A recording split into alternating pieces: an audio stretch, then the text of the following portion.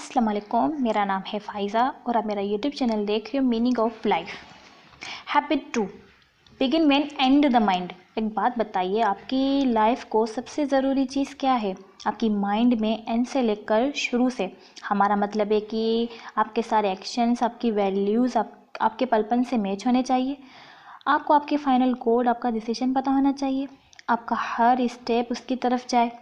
हम कई बार बहुत सी प्रॉब्लम फेस करते हैं, हमें आए दिन किसी न किसी चीज़ के लिए कंसर्न होना पड़ता है और लाइफ के इतने चैलेंजेस की वजह से हम भूल जाते हैं कि हमारे लिए सबसे ज़रूरी क्या है। होता है ना, जैसे कि आपको अपने बच्चों का ध्यान रखना पड़ता है, उन्हें हर चीज़ प्रैक्टिस करानी पड़ती है और आप इससे पाने के लिए इतना हार्ड वर्क करते हैं कि आप अपने बच्चों के साथ टाइम स्पेंड नहीं कर पाते। आप ये भूल जाते हैं कि मटेरियल चीज़ों से ज़्यादा उन्हें आपका प्यार और सपोर्ट चाहिए। तो आज से अगर आप अपने बच्चों से सच में प्यार करते हैं तो उन्हें हर दिन शो करवाएं, उन्हें बताएं कि आप उनसे कितना प्यार करते हैं। आपकी बातों से और आपके एक्शन में उनके लिए प्यार झलकना चाहिए और आपका यही बिहेवियर आपके पेरेंट्स और बाकी उन लोगों के साथ होना चाहिए जो आपकी लाइफ में बहुत मायने रखते हैं। Begin when and the mind से मतलब है ये जाना कि आपके लिए सबसे ज़्यादा वैल्यूबल क्या है। वो आपके अपने लोग हो सकते हैं या फिर प्रिंसिपल जिन पर आपको पूरा यकीन है। अगर आप कुछ ऐसा करते हैं जो आपके प्रिंसिपल से मैच नहीं करता तो आप सोच लीजिए कि आप एक इनफिक्ट इंसान बन रहे हैं। मान लीजिए ये कि आप एक घर बना रहे हैं, मगर इसके लिए सबसे पहले आपको अपने दिमाग में प्लानिंग करनी पड़ेगी, फिर जाकर आप ट्विंस लेंगे। अगर मान लीजिए घर में बच्चे हैं तो आपका घर का हर कोना जाली फैलनी होना चाहिए। और अगर आप कुकिंग का शौक़ रखते हैं तो आपको अपनी किचन अपग्रेडेड रखनी पड़ेगी। तो आप समझे, किसी भी काम को शुरू करने से पहले उसका ब्लूप्रिंट आपके दिमाग में तैयार होना चाहिए। जैसे आप अपना घर अच्छे से प्लान नहीं करेंगे तो प्रॉपर्ली कंस्ट्रक्ट करना मुश्किल हो जाएगा और लास्ट में आपको इसे रिपेयर करने में फ़ालतू पैसे खर्च करने होंगे। ऐसे ही लाइफ में हर चीज़ प्लानिंग मानती है और इसी तरह एंड को माइंड में रखकर चलने की शुरुआत होती है। ये सोच कि आपको सबसे पहले क्या करना है और इससे पहले आप ये श्योर कर लेना कि वो आपकी वैल्यूज़ के साथ फिट हो सके। अच्छा, एक बात बताइए, क्या आप ऑनेस्टी की वैल्यू करते हैं या फिर आप रिस्पेक्ट की ज़्यादा वैल्यू करते हैं? सोचें और इस बात को ध्यान में रखकर अपने दिन की शुरुआत करें। अपनी वैल्यूज़ का पूरा यकीन रखें ताकि आपकी लाइफ में जो भी चैलेंजेस आएँ आप उन्हें वैल्यूज़ के साथ फेस कर सकें। 3, सबसे पहले ज़रूरी चीज़ें करें। सबसे पहले ज़रूरी कामों को करने का मतलब सिर्फ टाइम मैनेजमेंट या सेल्फ मैनेजमेंट भी है। इंसान होने के नाते हम सब सेल्फ अवेयर्स होते हैं और यही चीज़ हम सारे लिविंग थिंग्स को सुपीरियंस बनाती है, क्योंकि हम इंसान ही खुद को वैल्यूएट कर सकते हैं और हमें जब लगे कि हम कुछ गलत कर रहे हैं तो हमें उसे चेंज कर सकते हैं। जब हमें बहुत सारे काम करने होते हैं तो हम सबसे पहले हमें अपनी प्रायोरिटी सेट करनी चाहिए।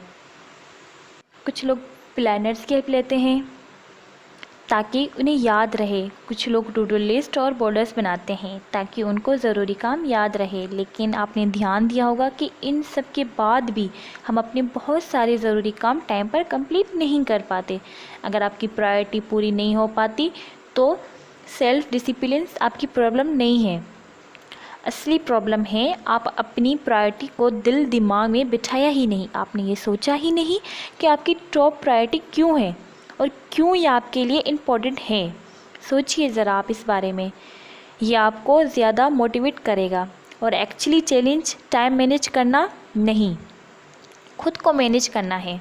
सबसे पहले ज़रूरी चीज़ें करें और इस बात का मतलब है कि अपनी प्रायोरिटी को पहले नंबर पर रखें। इसका मतलब ये भी है ज़रूरत पड़ने पर आप ना बोलना सीखें। जब आपके पास करने को ढेर सारा काम हो, उन टास्क को ना बोलिए जो आपकी प्रायोरिटी का हिस्सा नहीं है। एग्जाम्पल के लिए सेंट्रा को एक कम्युनिटी प्रोजेक्ट का चेयरमैन बनने का बोला गया, मगर उसके पास पहले ही इम्पोर्टेंट टास्क थे, मगर प्रेशर में आकर उसने हाँ बोल दिया। फिर सेंट्रा ने अपनी पड़ोसी कोनी से पूछा, वो भी इस प्रोजेक्ट को ज्वाइन करना चाहेगी? सेंट्रा की बात सुनकर कोनी ने कहा, सेंट्रा ये प्रोजेक्ट काफ़ी मज़ेदार है, मगर कुछ रीज़न से प्रायोरिटी से नहीं कर पाऊँगी, मगर सच में तुम्हारे इस इनविटेशन को मैं अप्रिशिएट करती हूँ।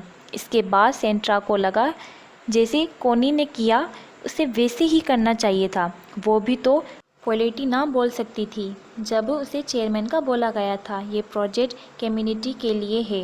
अच्छा था, मगर कोनी को अपने टॉप प्रायोरिटी मालूम थी, इसलिए उसने ना बोला। उसे पास करने के लिए दूसरे काम थे और इसलिए उसने प्रायोरिटी ना बोलने की हिम्मत की।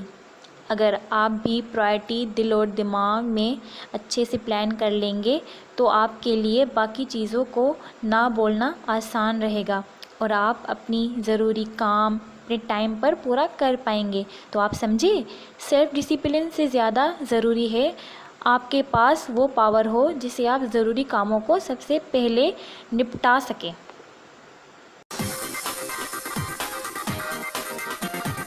Habit 4, think win win. Win win एक ऐसा सोल्यूशन है जो आपको और उन लोगों को जिनसे आप इंटरटेक करते हैं काफ़ी बेनिफिट देगा। क्या कभी आपकी फैमिली या फिर कलीग्स के साथ कोई इश्यूज होते हैं तो आपको कोई ना कोई सोल्यूशन निकालना ही पड़ता है जिससे सबका भला हो, है ना। विन विन एक बेस्ट सोल्यूशन है। अगर कोई जीतता है दूसरा हारता है तो इससे लंबा और मजबूत रिश्ता कभी नहीं बन पाता।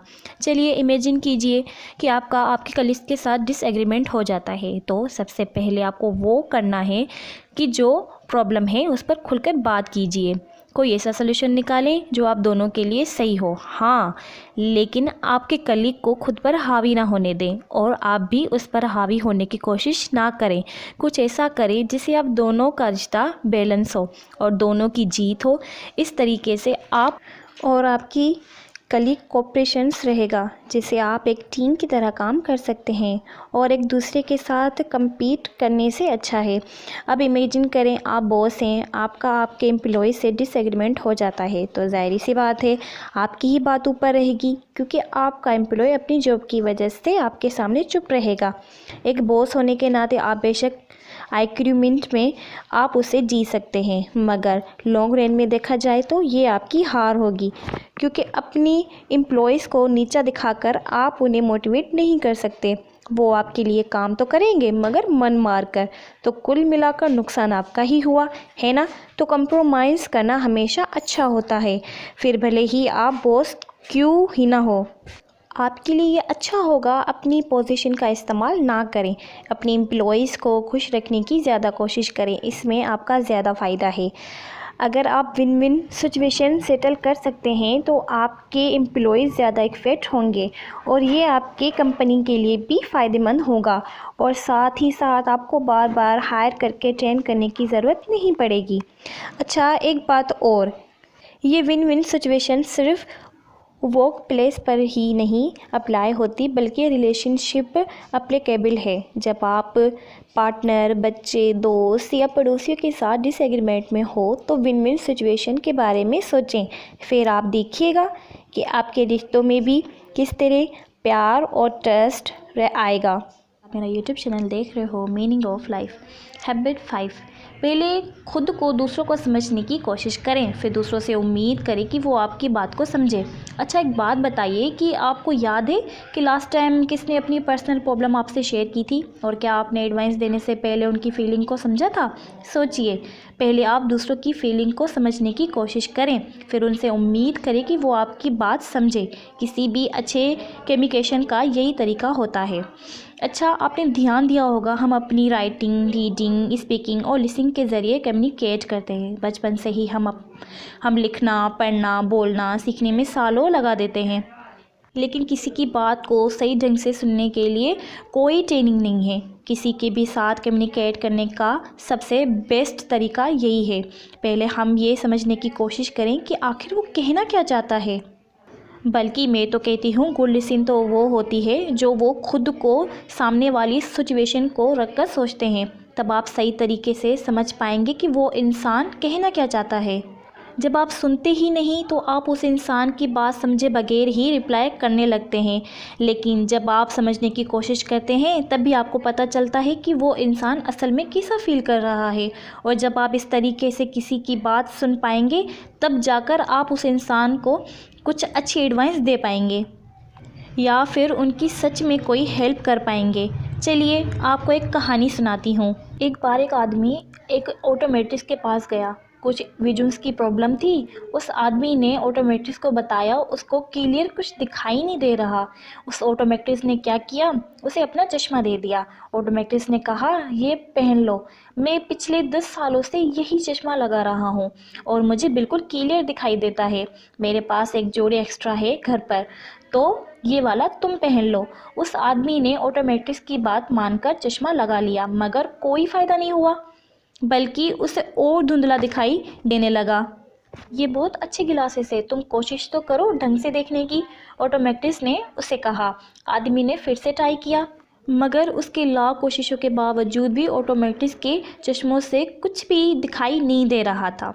तब ऑटोमेट्रिक्स ने उससे कहा तुम पॉजिटिव होकर सोचो और फिर तुम्हें दिखाई देगा। आदमी ने कहा ओके, लेकिन मुझे पॉजिटिव भी दिखाई नहीं दे रहा। ये बात सुनकर ऑटोमेट्रिक्स अपसेट हो गया, क्योंकि आखिरकार वो उस आदमी की मदद करना चाहता था। अब उसे लगा शायद वो आदमी झूठ बोल रहा है और अनग्रेटफुल है। हम भी कई बार ठीक इसी ऑटोमेट्रिक्स की तरह बिहेव करते हैं। हम यही कहते रहते हैं अगर तुम्हारी जगह मैं होता, या मेरी बात मानकर तो देखो, लेकिन हम कभी ये ट्राई नहीं करते कि वो आदमी एक्चुअली फील क्या कर रहा है। और इसका ये रिज़ल्ट निकलता है वो इंसान हम पर कभी यकीन नहीं करता और ना ही दोबारा हमारे पास प्रॉब्लम लेकर आता।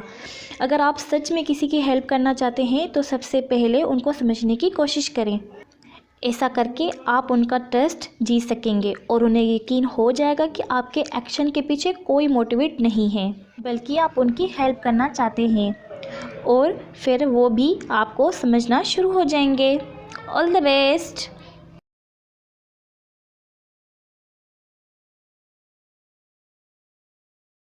अस्सलाम वालेकुम दोस्तों, मेरा नाम है फ़ाइज़ा और आप मेरा यूट्यूब चैनल देख रहे हो meaning of life. Habit 6, synergise. Synergy का मतलब है the whole is greater than the sum of is the part, यानी जब एक आदमी दूसरे की मदद करता है तो दोनों साथ मिलकर बहुत कुछ अकम्प्लिशन कर सकते हैं। जब एक टीम का मेंबर दूसरे टीम के मेंबर के साथ मिलकर काम करता है तो वो दोनों मिलकर एक अकेले इंसान के मुकाबले बहुत ज़्यादा अचीव कर सकते हैं। जब भी कोई नेचुरल डिजास्टर या क्लाइमेटी जैसे आग, तूफान या अर्थक्वेक होता है तो लोग सिनर्जाइज होते हैं, यानी एक साथ मिलकर काम करते हैं।